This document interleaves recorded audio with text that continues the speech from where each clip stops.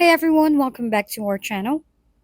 In this video, I'm gonna show you how to turn on voice chat in Roblox.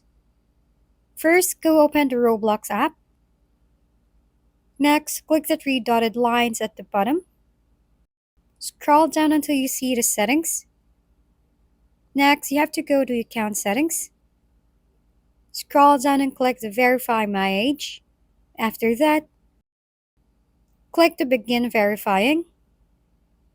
Then select your country. Choose what kind of your ID that you want to upload. Click this camera icon and face your front ID in the camera. Then click the back camera to capture the back of your ID. After the process, finish this face verification so that they will know that it will match your ID. After they verify it and it will be successful, then click the close button. Click this arrow icon, then go to privacy. Toggle on this button, then you are now enabled to use voice chat. That's it. Thank you for watching. We hope this video helped you figure things out.